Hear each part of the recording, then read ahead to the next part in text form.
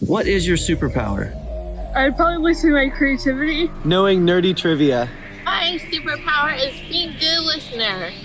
Devising a million questions. Helping people. Making people laugh. My superpower is that I'm determined and never give up.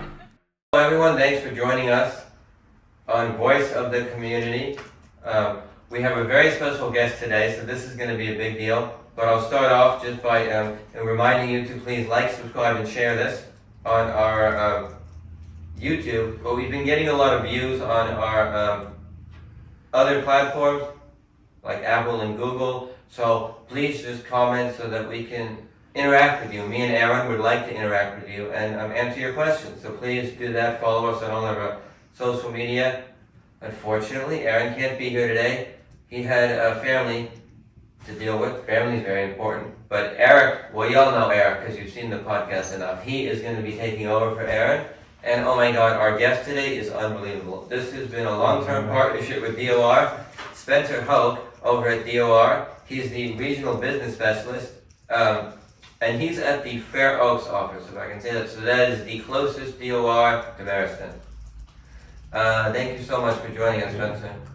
How are you today? I'm excited to be here. Like you said, it's long term, or long time waiting. I've been following the podcast. Look at this, you got me a little nervous today. Thanks. You just put me on the spot here. That's hard to do. Oh, I love it, man. So what's exciting about Department of Rehab, we're statewide. I'm in the Fair Oaks office, but I cover from Galt to the Oregon border. Right. So we're meeting with businesses all the way across there. So I mean, it's fun that we're here with the Meristem. So, yeah. D.O.R., Department of Rehabilitation, helping people with all kinds of disabilities for years. I don't even know what year they started, but you know the year they started? 1950? Okay. Well, check my facts on that and call back to us. And we're going to get into all things like D.O.R. and what they do, but before that, we actually have I have a pre-question for Spencer about sort of his journey, because, you know, why would somebody, you do a lot for D.O.R. How did you even get into like the disability services? Like, what triggered Great that? question. Oh man, how much time do we have? Right. That's a full story there. So I actually do a lot of disability etiquette trainings, and I'll give the story, the upfront on what got me into this. Yeah. So when I was growing up, I had, and it wasn't, disabilities, we weren't always looking at that. You know, you just had a kid who maybe had some issues, or maybe, had trouble staying focused or comprehending a lot of things. So it would just go on. And I was fortunate, I was really involved in sports. So that was always a good outlet for me. I played basketball, football, baseball, I golfed, soccer. And so a lot of that extra energy that I had would push out to those sports. So all the way through middle school, all the way through high school, I started on at least 4 or 5 sports teams. When I got to high school, I was pretty fortunate that I didn't really have to do a lot of school. I got passed along because I was a starter on all these different programs. So the challenging thing was, I thought, cool, this is great, until I got to college. And then I realized, well, now what do? I'm going to classes, professors aren't passing me. I'm still playing sports in college, and I finally had a professor that said, you're not passing, and honestly, I think you have a bigger issue than just not being able to comprehend the information. So he walks me over to students with, let me think what it is at Sac State, so Disabled Student Services Program, or DSPS at Sac State. Got connected there, ended up finding out I had a learning disability. It's a generalized learning disability, so it's across different areas, and we all know that if you have a learning disability, you gotta have at least an average to high average IQ. So it's not just anyone who can't do anything. Yeah. So I survived the testing, which took a long time, but then just being part of DSPS, I ended up getting a job there. Ended up working with children on the autism spectrum. That was my first job. I was a tutor at a program called Behavioral Language Learning Services. Oh, wow. They had the owner was great. She brought everybody in, trained us, offered master's programs for folks. So I ended up staying connected to that for a while. I became an instructional assistant to students on with learning disabilities at American River College. And one of my professors said, you need to be a part of this master's program. Ended up getting a master's program in vocational rehabilitation counseling, and that's where I am today. So I did that, and then that transitioned into this position. So how long ago, did you end up getting that master's and transition to D.O.R.? Was that 12 years ago? Like, how long ago? Yeah, good question. So my master's completed in 2012. And at that point, I was working at Pride Industries as a counselor on that location. So we had candidate or training providing to individual with disabilities and everything, all these different programs. Really fortunate. My first step in the door to supported employment or individuals connected to regional center services. Right. So from there I worked. My team was hey, shout out to the team that was there with Pride Industries. There were a lot of times I would come to work late because I had classes in the morning. I would leave work early. I would be working on a thesis program or a project, and so my team was so fantastic and let me be able to do that. But then I transitioned about a year later and came over to the Department of Rehabilitation, my very first ever state position. And anyone looking for a state job, if you're here and you're listening, you're looking for a state job, that's not easy. That's what we help people get state, jobs, and that is the most challenging thing. So I put a lot of my personal stuff into it when we're helping people. Like, hey, it's not that easy. We got to do all these, steps, jump through all these hoops just to make it. But yeah, so it was 2012 that I came into the state of California. Wow. A A big thing that we deal with, and I don't even know if we'll have time to get into it today, Harry, but it's the reality that the state of California definitely seems to want to say, hey, we're the biggest, most inclusive employer in the world, and we're very challenged by how difficult it is to navigate the hiring process for the state of California. And you just kind of alluded to that a little bit. Maybe it's something that we'll be able to jump into a little bit later, but I think so. It's a really cool story, Spencer. I think we will. By the way, shout out to the what were we just talking about? Karen Chessman. The Conservation Fund. They were on our podcast like a few podcasts ago, but because there was a big event at the in Sacramento for inclusive hiring at the state that I attended. I mean, Spencer failed to tell me that he was a moderator of the event, which was pretty impressive. But so they're doing inclusive things, and we'll get into how you can do it. The website could use some remodeling, but that's a story for another time. That's across so many departments, and we're working on it. So I but appreciate it. If you are, so Spencer, here we are at Meristem. Some people know what regional center is. Some people know D.O.R. But there's just so much unknown. If you're a parent, your child just got diagnosed with autism or with a learning disability or something, and you're like, what are the services available? Like D.O.R. Despite the fact that because I'm in this world, so I'm talking to people that obviously know D.O.R. But then I feel like there's so many people that D.O.R. is so foreign to them. Yeah, and before you answer, I want to just throw in, Harry, we're finding this more and more, that we're running into more and more people who are like, kind of like what happened to you. I got diagnosed post 18, 19, 20, 25. And so it's not just moms and dads that are finding out that their 3-year-old has autism. Like more and more people are finding out, hey, I've got a learning disability, I've got autism, I've got ADHD later in life. And so if you could include that into the kind of general question that Harry was throwing out. That's so big now. I mean, those are the things we've talked about, autism spectrum disorder. And individuals, like when I was growing up, we didn't see anything about autism spectrum disorder, but now there's a lot of people like, it wasn't just that I was gifted, or it wasn't just that I had whatever the case was. And so older adults or people in their adult ages are being diagnosed with these diagnoses that are just mind-blowing. And again, they're like, well, how did I get through this whole life? And what do I do now? And now that I have a title, what does that mean? So so that's questions, that's relevant and right on. Right. So Department of Rehab, so we have several different areas of support. So you can be in our general population where you're an individual who has a disability that's physical, emotional, mental, cognitive. It could be anything on that realm. But then we have breakouts, I don't want to say breakout, but different populations or groups that we work with. And that could be anything from supported employment, which connecting with a regional center. In most cases, regional centers will cover about 4 different disabilities under this umbrella of service that they'll provide as a lifelong advocacy. D.O.R. comes in and we're a volunteer program. So folks are voluntarily coming in and saying, look, I want to be a part of these services. And so services could be anything from helping individuals create that individualized plan for employment. Somebody who's brand new and doesn't really know a lot about their disability, if it was just a diagnosis, the idea is we help them. We provide counseling and guidance to let them know what resources are out there. We always talk about it's informed choice. We give individuals as much information, and I'm probably the worst at that. If you've ever been on one of my emails, you know that I'll put down like a mile of resources because there's all these things that could benefit somebody but not benefit everybody. So we try to give as many resources as we can for the informed choice to know what are these programs that are out there. Is it a Sacramento Employment Training Agency, some of our other workforce boards, AJCCs. If you're already with the state, there's programs like ACCED, which is connected to individuals who have disabilities within the state but looking for supports because they're already into it.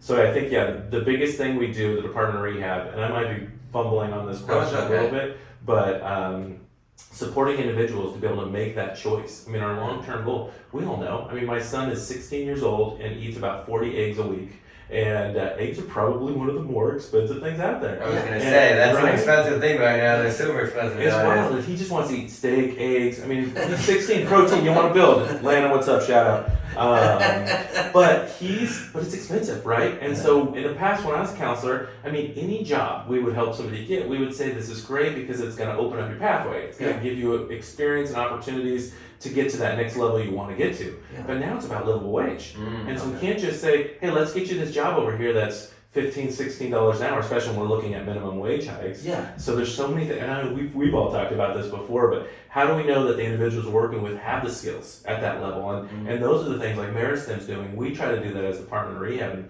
And in my role as one of the business specialists, it's that connecting. How do we connect you to either a volunteer, a state internship program, resources with recruiters to help you make that informed choice, to connect people together. Yeah. So I really want to get into that, and I also have a question about businesses and how we can engage with businesses. We do a lot of that, but taking it back to the diagnosis, because not that there's anything wrong with this, regional center is a great system, right? But with regional center, you kind of need to have, well, you can go to a psychologist or neurologist and get a diagnosis, and then you can get, what paperwork do I need if I want to become a D.O.R. client? What paperwork do I need to bring to D.O.R. so that they accept me?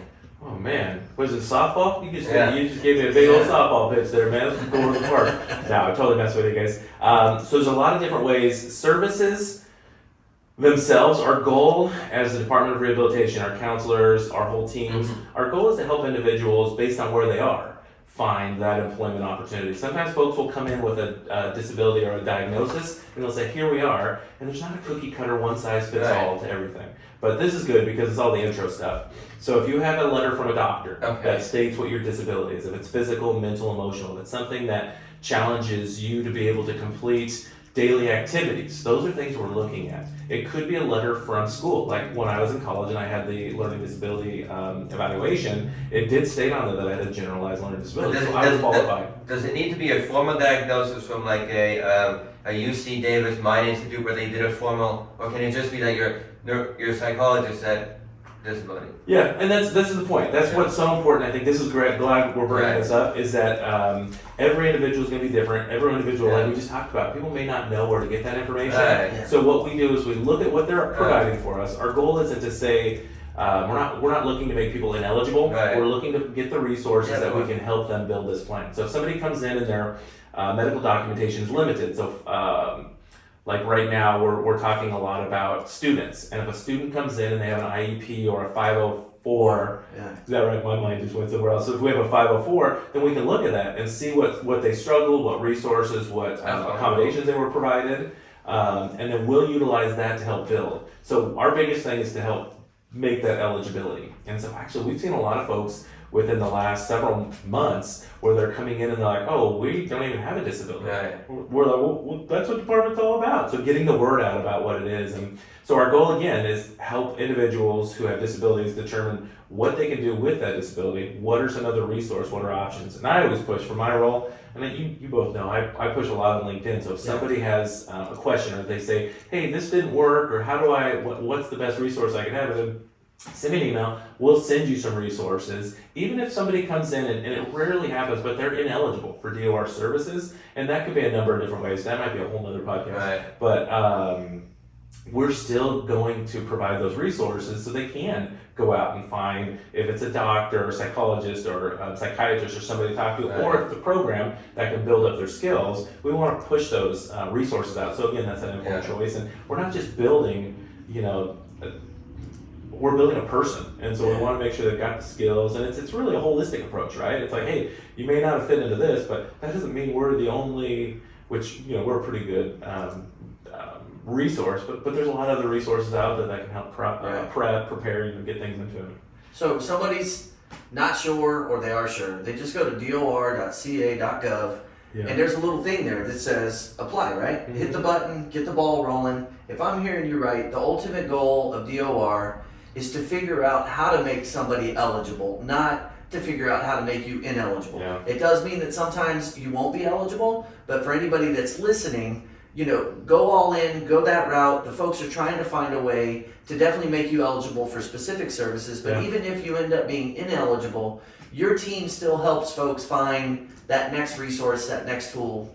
Like, that's what's going on. Yeah, and that's the point. I mean, that's the idea. We're building, it's more of a, excuse me, anyone we're supporting, it's part of our community, right? And the more we build up, the more intel we, support people with, the more opportunities we're going to have for our community. And that's why we were just talking about, if you were not here earlier, we were just talking about a lot of our different partnerships and networks, internal, state, local, whatever. Yeah. And how we can connect each other with those programs. But with, D.O.R., our goal is, we're one of the many steps into helping individuals gain employment. Like we talked about regional center, and there's regional centers across the state of California that are doing different things. And around those regional centers, we have programs for, individuals on all different, if you're blind, if you're deaf, if you have a neurodiverse disability, if it's physical, mental, whatever it is. Oh my God. There's programs that are out there. Oh my God, the assistive technology department at D.O.R. is like a podcast in itself. It's amazing. But so D.O.R. covers people if they want to go to college, right? They pay for their books, etc. And they also help people with getting a job. Yeah. I wanted to say this because there's it's not a myth. I don't know. People just don't know how it works. Like D.O.R. itself does not offer the job coaching, right? You partner with like a Meristem, for example. Is that right? Like you don't have a bunch of job coaches at the D.O.R. ready to go, right? Yeah, no, you're right on. So the collaboration piece is huge, and that's why when I said there's thousands of programs across the state, we're fortunate to be able to partner with these folks that have lived experience, that are brilliant in the direction we're going about hiring, making sure people can keep retention on those jobs. So D.O.R. is built up with counselors, vocational rehabilitation counselors, and our counselors help those individuals make a goal, the individualized plan, an individualized plan for employment. And on that plan, it's going to talk about, yes, we'll support you in these areas. These are some of the things. It's not, what did somebody say one time? It's not like a Burger King in a way that we have a menu, and that's probably not the best because there's, have it your way. But we don't have like a menu that just says, hey, you're coming in here so you can choose this, and in this category you can get this kind of drink, and you can get cheese, bacon, onion rings. Our goal is specific to that individual. So if that plan comes up and the individual needs job coaching, then what we would do is we would say, great, we're going to support you in the area that you live. These are some of the programs that are there to support you. So our goal is to collaborate too, not only with the job seeker, but build that team. And so then bringing in those job coaches from different programs. And it could be programs that are supported employment focused, like for candidates who have specific connection to a regional center or general, to help populations of individuals, like I said before, physical, mental, emotional, cognitive. There's a lot of different programs out there, thousands. Right. And if you want that list, which here, I don't know if we were recording what you said, so we're in the process of revamping our D.O.R. website. There's a lot of really neat stuff going on. There's a lot of other things going on that are, taking place around the world, that are around the U.S., that are making things challenging to build and to push right now. But I think that's one of our biggest things is how do we make it, not that it's not accessible, but make it more clear, and that the points for everything that we want folks to know, it's easy to find.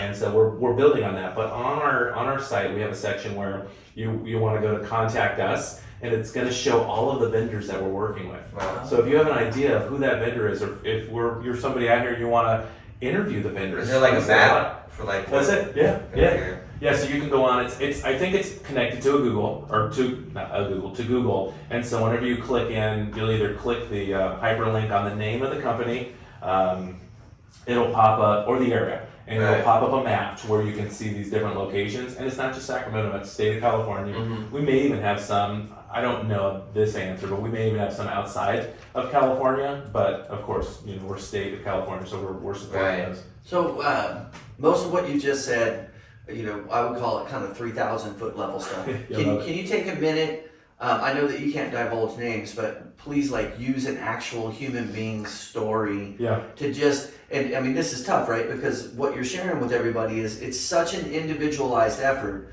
The story that you're about to give is just one person, so we don't want anybody to be like, okay, the story he told is my story, therefore I can't or I can. Don't take that away. But can you just give us an example of one person's story, how they moved towards D.O.R, what happened, the trajectory of what D.O.R did, and where they live in the employment space now? Yeah.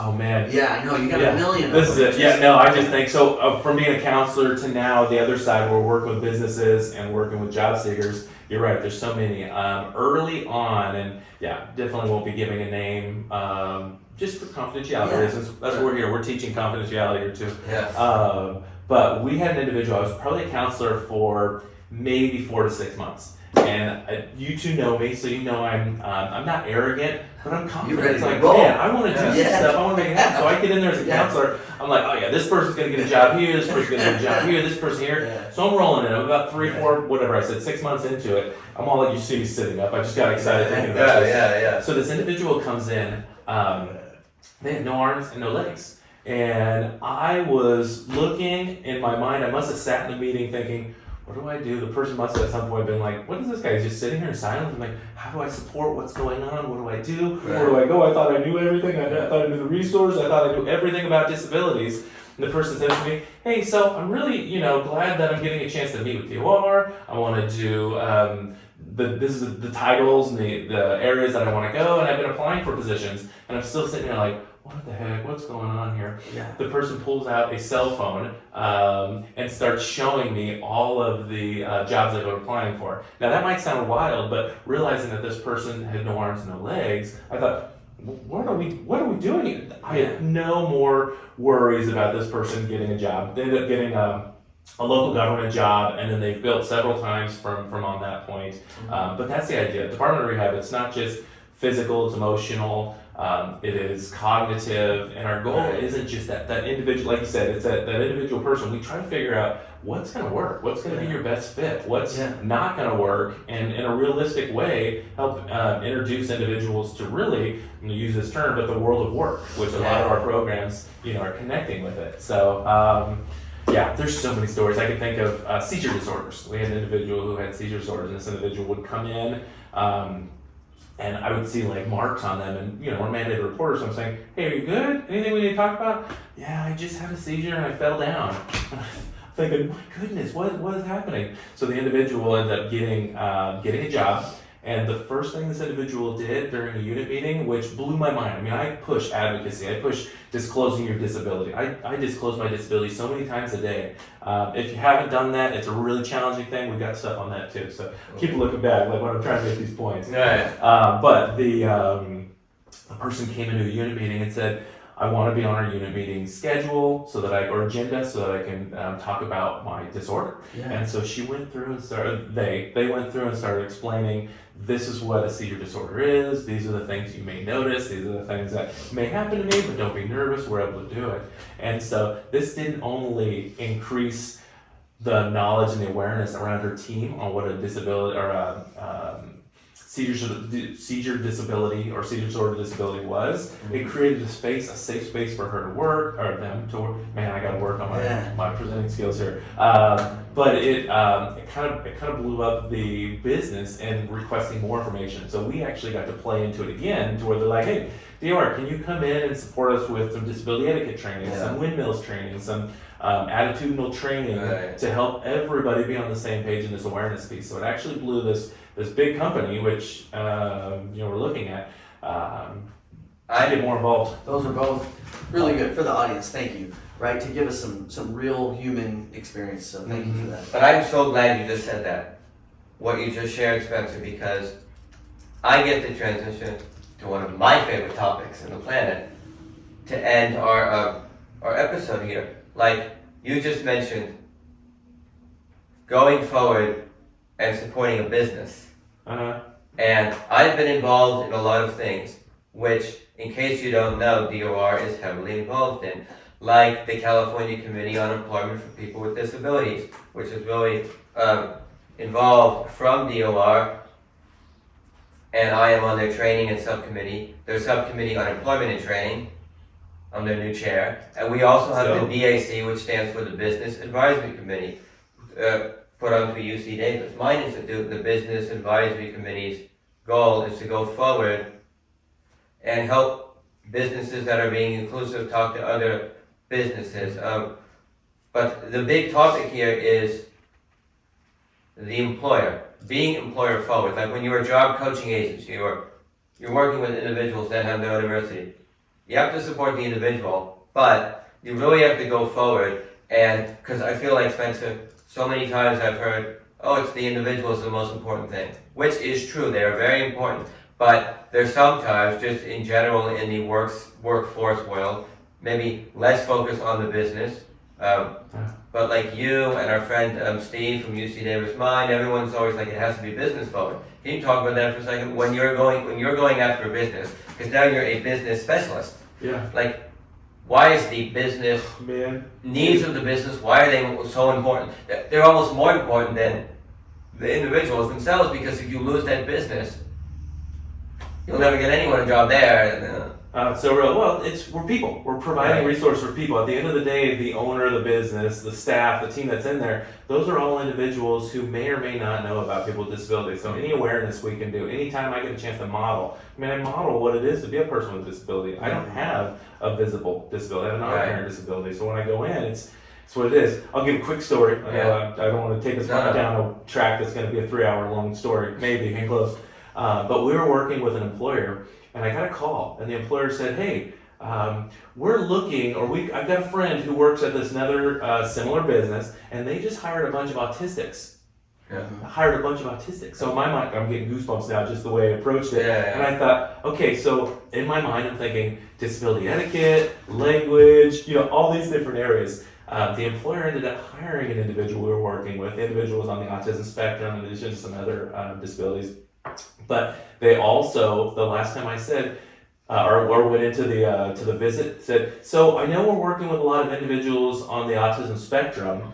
Changed his whole language just from being around. Wow. So what we're doing is building that, the baseline, but we're building a space that's inclusive, not only for our job seekers that we're working with, but the people that are already there. And I think the biggest thing with that is, when you're working with somebody who has a disability and you're a person who has no idea if you have a disability or not, there's a lot of resources. I'm totally selfish. You're going to hear this. When I have a friend or a buddy or somebody I'm working with who has you were talking about assistive technology, when they have that assistive technology, I think, how would that help me? How would that help me organize? How would that help me do my job better? How would I be more able to focus and function on my job?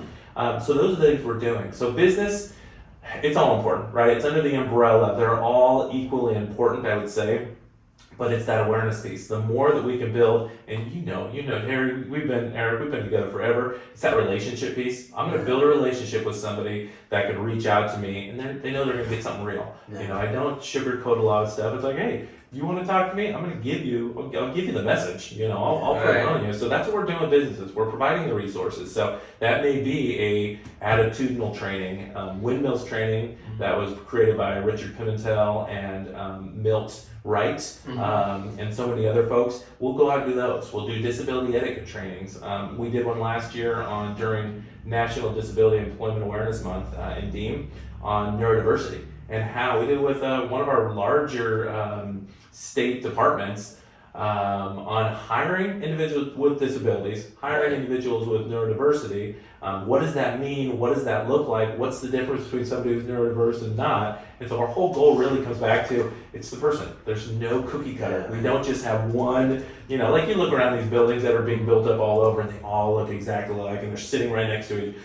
We don't have that. We're dealing with people who have disabilities that there's so many layers. If we're 3,000 feet up, we can see like all these different prongs on these folks with disabilities, not just one. Because we're all people. But that's our goal, is to go in and create a space where, one, they are aware, two, they have the opportunity, the resources. And I always get a kick because that's why I'm so active on LinkedIn, is because it's not just about pushing jobs, it's about pushing the resources. I mean, if I could drop something on, like the podcast, I dropped our podcast to folks that are business specialists in D.O.R. Yeah. And I had at least 45 people say, what is this? Where did this come from? Who are these people? This is lived experience, and it's real. People need that realness to help them, honestly, be confident, be comfortable, be real within their communities.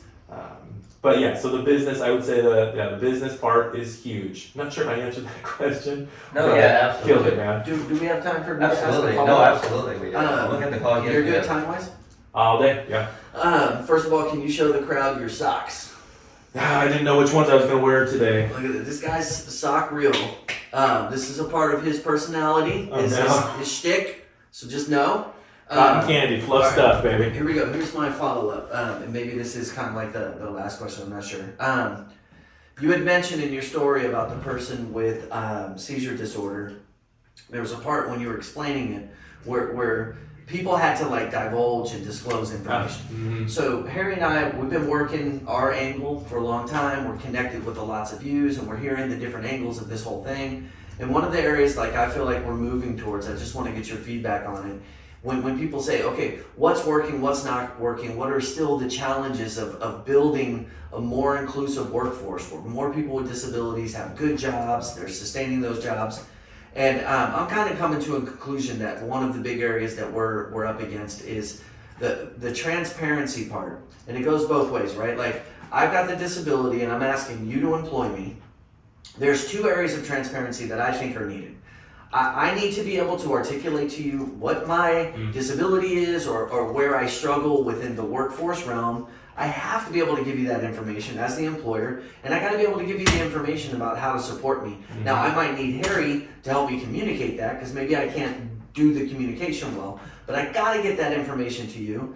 But I also think I need you as the employer to be very transparent with me about where you can meet me on this list of stuff. And I think as I see what's going on, I feel like we're just missing that a lot. Like, there's a little bit of disclosure, but as we know, sometimes it's all of it that's needed for this to work. Like, if you leave that one thing out, that one thing is going to be the most important part.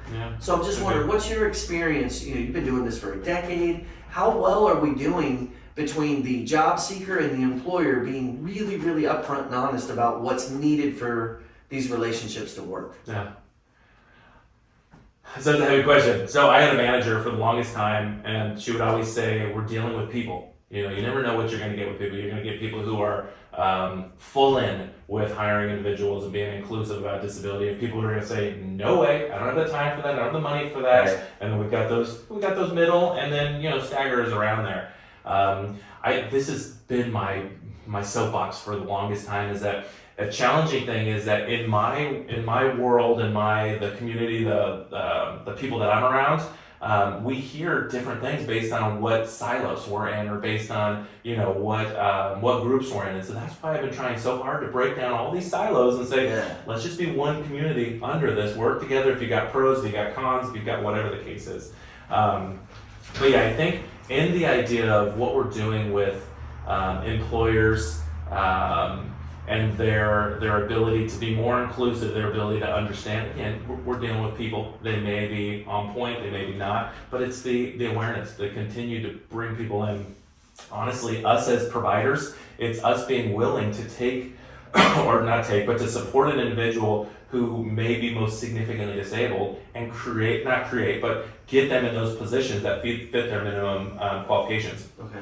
A whole nother topic is reasonable accommodations. And a lot of times folks are like, well, I got the reasonable accommodation, I can do anything. But the reality is you still got to do the job. You still got to be able to do, the requirements of the position with or without that reasonable accommodation. It just helps build us up to that point. Yeah. So the whole training piece, like the TAP program, like the things we're doing out there with the BAC, we've got a program coming up with State of California. We've had of the 230 departments in the state of California, we've had just under 200 of them who've attended our Pathways to State Employment. Yeah. We have a hiring manager side, we have a job seeker side. So the hiring managers represent this 180, 190 departments who are going back to work with their LEAP coordinator, which LEAP is Limited Examination Appointment Program. It's an alternative hiring path for people with disabilities in the state. But we're creating a space that's going to tell you who are the resources, who are the people. Like, I love spotlighting people. I love saying, hey, this is, I just did one the other day, if you're on LinkedIn, it's Saba. She's our lead coordinator, but she does talent acquisition, she does so many other things. And I love just saying, hey, this person's doing awesome. Shout out the person in your area that's that way. And so we're doing more of these.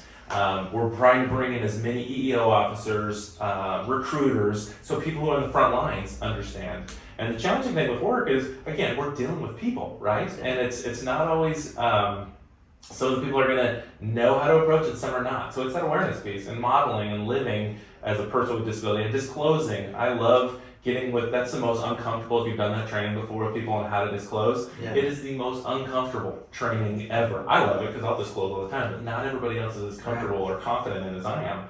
But once they realize, oh, it's not about me saying I'm a person on the spectrum, or I'm a person with a cognitive development, or I'm a person in a wheelchair. It's, oh, wait a second, these are the benefits. What am I forgetting about all these things and making life real? And because they're worried, the individuals, a lot of the job seekers that I talk to, oh, the employer is going to discriminate against me because I've said I have a disability. But just to finish up what Eric said, what you said, it's all very wonderful. But I do feel like sometimes there is a disconnect between the job seeker and the employer. So the more we can work together, like I always have the example, like the job seeker that, like I have a friend that works at Goodwill. It's an evening shift, 2 o'clock to 11 o'clock at night, right? 2 o'clock to 10:30. And so if the individual is applying for that job, the manager says it's going to be at 2 o'clock to 11:30, and the individual says, I don't work evenings, but please hire me. And then they demand it because, you know, they can't, because the employer's needs are evening job. So they can't say, you know, so that's something that we're working with. But with the BAC, it's so wonderful because we're understanding the business needs, which is very important to understand the business needs. We do have to go. Can I just drop one last thing? And then I'm gonna say something. So I was just getting the experience, the work experience, the volunteer opportunities. You see it because you do it here with TAP all the time. But that's what the employers see. I can't tell you how many hiring managers from different sectors we've said who've come in, who have taken on a volunteer or a work experience, and said, "Oh my gosh, we didn't realize people with disability could get to work, could do a job, could go to college, could do." So if you're a person on here who has a disability and you've got all these different prongs that are positive, yes, we can. People with disability can do these things. So the more we can put people in work experiences. So TAP is a brilliant thing to bring up because then we're showing the visibility across what we do. Nice. And just before we end, I do want to say one thing. Before we end, because Eric might have already asked you this, but you articulate the information so well in terms of what are the resources available. I can't believe I'm going to say this right here on the podcast, and Eric might like, what are you doing? But we're redoing our TAP modules. We're redoing the whole entire thing, and we need someone to just be able to tell the resources. You have, the way that you do it is like you have a style to it, you know what I mean? So like when we do it, if you could just like list a bunch of resources for us and come on camera and say it, but you do it in such a way that's amazing. I love that. That's the whole point I bring up with like the silos. If we bring more people, because I'm not an expert in anything, but the networks that I'm around are, and so that's why I connect with so many people, build that relationship, because that's what we find them. But man, I'm totally down to support where we can to create space for people with disabilities. And thank you so much for joining us. This has been wonderful. We'll go into more details, of course. Follow along for all, and we'll list. We'll give a link to D.O.R. below. We can link a few things. So send us anything you want us to link below. And we'll do it. Thank you so much for joining us. Voice of Community out.